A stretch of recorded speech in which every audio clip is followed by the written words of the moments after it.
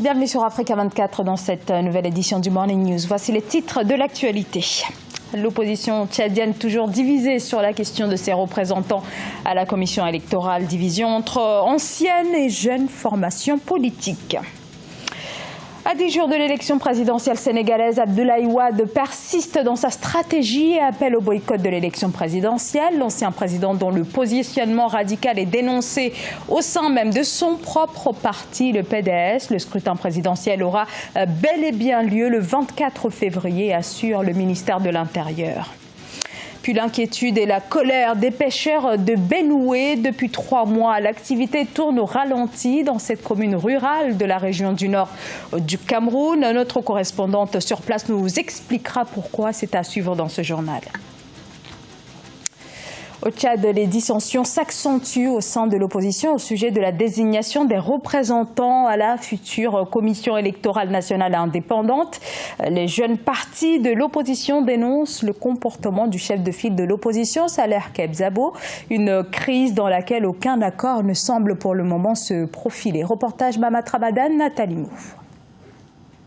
Au Tchad, l'opposition peine à s'entendre pour désigner ses représentants à la future commission électorale nationale indépendante. Les concertations entre les leaders des partis politiques de l'opposition n'ont pas abouti à un consensus alors que le temps presse pour la mise en place de l'organe chargé d'organiser les élections. Dans cette division de l'opposition, certains y voient un conflit de génération. La jeunesse elle-même, avec sa détermination de faire changer les choses par elle-même pour cette fois-ci, et non pas par cette politique, par procuration, où on a donné l'espoir, on a donné la confiance aux anciens qui pourraient peut-être faire mieux, ont raté le coche pour nous amener dans cette situation. Ça, c'est déjà fini. Le temps aussi de l'opposition professionnelle s'est terminé. Selon la loi numéro 30 du 30 novembre 2018, la désignation des membres de la CENI obéit dans la mesure du possible à la représentation nationale et dans les conseils locaux. Ainsi, les jeunes partis politiques de l'opposition non représentés à l'Assemblée nationale se disent victimes de la longévité du mandat des députés qui dure bientôt 8 ans. Ce conflit intergénérationnel est en train de fragiliser l'opposition tchadienne qui n'arrive pas à vraiment se concentrer sur les élections à venir. Elle est toujours là, capter sa position. Non, je veux être au niveau de la CENI, je veux être dans le démembrage de la CENI. Et c'est quelque chose vraiment qui est déplorable pour ces partis politiques de l'opposition qui ne pensent qu'à leur intérêt. Pour rappel, le président de la République, Idriss Déby Itno, a annoncé en décembre 2018 la tenue des prochaines élections législatives et communales pour le premier semestre de l'année 2019. Après les récentes déclarations de l'ex-président sénégalais Abdoulaye Wade qui veut empêcher la tenue des élections le 24 février, après aussi les affrontements meurtriers à Tambacounda faisant 3 morts, le ministre de l'Intérieur Aly Ngouille Ndiaye s'est exprimé sur le processus électoral. C'était lors d'une conférence de presse ce 14 février, une prise de parole très attendue par les Sénégalais à moins de 10 jours de l'élection présidentielle, et le ministre s'est voulu rassurant sur l'avancée du processus électoral, mais aussi sur le dispositif sécuritaire déployé. Reportage entre correspondants sur place, El Hadj Ndiaye. Le scrutin présidentiel aura bel et bien lieu le 24 février 2019. C'est l'assurance donnée par le ministre de l'Intérieur et de la Sécurité publique, Aly Ngouille Ndiaye. Face à la presse, ce jeudi 14 février 2019, il réagissait suite à la sortie de l'ancien président du Sénégal, Abdoulaye Wade, qui avait appelé ses partisans à empêcher la tenue du scrutin. Le Sénégal est une république qui marche. Nous n'avons aucun problème. Libre aux politiques maintenant de faire les déclarations qu'ils veulent. Nous sommes un pays bien organisé. On avait dit qu'il n'y aurait pas de campagne électorale même pour le président. Il est en train de dérouler sa campagne et ça se passe bien. Rien ne se passera. Ici, nous allons tenir les élections et je dis bien le 24 février 2019. Le matériel électoral nécessaire à la tenue de l'élection présidentielle du 24 février est déjà acheminé dans les centres de vote. Concernant les bureaux de vote, le ministre de l'Intérieur a rappelé qu'ils sont au nombre de 15 997, dont 14 651 sur le territoire national. Depuis le 13 décembre, nous avons acheminé l'ensemble du matériel électoral dans les différentes sous-préfectures. C'est une première.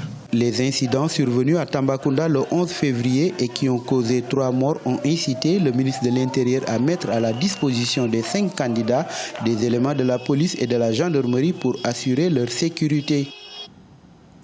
Brazzaville, la capitale congolaise, a abrité ces 14 et 15 février la première édition de la caravane de la Charte africaine du tourisme durable et responsable. Il s'agit de la concrétisation d'un projet initié en 2016, charte pour l'heure signée par une vingtaine de pays africains, dont la République du Congo. Ce texte qui entend s'inscrire comme une référence pour le tourisme durable sur le continent, avec une meilleure prise en compte de l'impact économique mais aussi environnemental. Reportage de notre correspondant au Congo, Deva Panzou. La République du Congo regorge plusieurs sites touristiques durables à mettre à la disposition des touristes. Mais le pays peine à développer son industrie touristique et compte sur ses partenariats, notamment avec le Maroc et le Kenya, qui sont des exemples de réussite. Un partage d'expériences s'avère nécessaire selon les experts. Au niveau de l'Afrique seulement, on a tant d'expériences à se partager. Nous avons l'avantage, nous avons tous les sites. Il faut les recenser, c'est recenser et puis faire passer l'information. Il n'est jamais trop tard. L'essentiel, c'est de réunir des conditions d'attirance des touristes. Vous allez voir, il y a beaucoup de choses. Le Congo a tellement beaucoup de choses à mettre à la disposition de tous ceux qui viennent d'ailleurs. L'intérêt du Congo de développer un tourisme durable a été démontré par la tenue ce 14 février 2019 à Brazzaville de la première édition de la caravane de la Charte africaine du tourisme durable et responsable. Cette charte comporte 6 volets et tient compte de la pluralité et la diversité des pays africains. La Charte africaine du tourisme durable et responsable émane en effet d'une volonté des États africains de bâtir sur le continent un tourisme respectueux de son patrimoine, de ses traditions et de sa culture. Il doit être supportable, viable et équitable. Cette première édition de la caravane de la Charte africaine du tourisme durable et responsable a connu la présence du secrétaire général de l'Organisation mondiale du tourisme, Zourab Pololikashvili. Notons que celle-ci avait été signée par 26 pays en marge de la COP22 au Maroc en 2016, inspirée de la Charte marocaine du tourisme durable.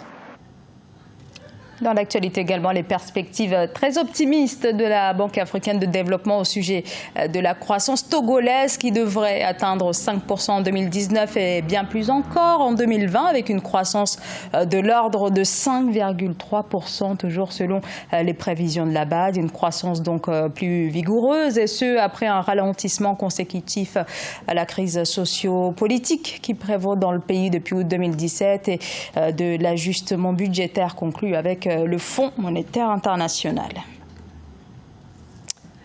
Au Cameroun, l'activité de pêche à Lac d'Eau dans la région du Nord est en chute libre. L'activité enregistre une baisse de près de 80%, une situation qui suscite l'inquiétude et la colère des pêcheurs, comme vous allez le voir dans ce reportage, notre correspondante Viviane Bauken. Depuis bientôt 3 mois, l'activité de pêche ici au bord du fleuve Benue dans l'arrondissement de Lac d'Eau est en perte de vitesse. Les pêcheurs qui jusque-là réalisaient d'importants bénéfices ont vu leur gain chuter. En cette période de basse, par exemple, un pêcheur gagne entre 500 francs CFA et 7000 francs CFA. Pourtant, à saison haute, ces gains peuvent évoluer jusqu'à 80 000 francs CFA de bénéfices. Cette année-là, ça ne marche pas.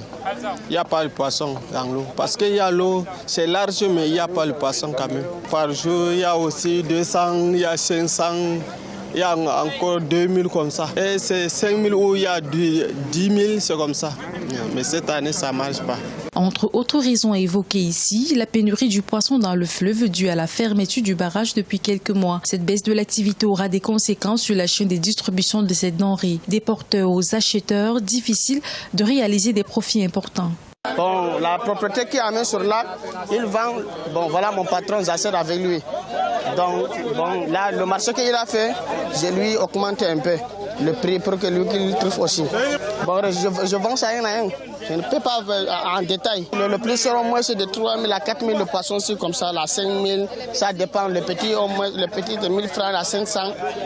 Ça dépend du montant de poisson. Donc, comme le poisson est moins cher, toi-même tu connais, quelque chose est moins cher, ça va aussi moins cher. La pêche au bord du fleuve Benue dans l'arrondissement de Lac d'Eau est une activité qui se pratique ici depuis plus de 30 ans. La pénurie qui sévit dans ce principal point d'approvisionnement de poissons dans la ville de Garoua ne sera pas sans conséquences pour les ménages.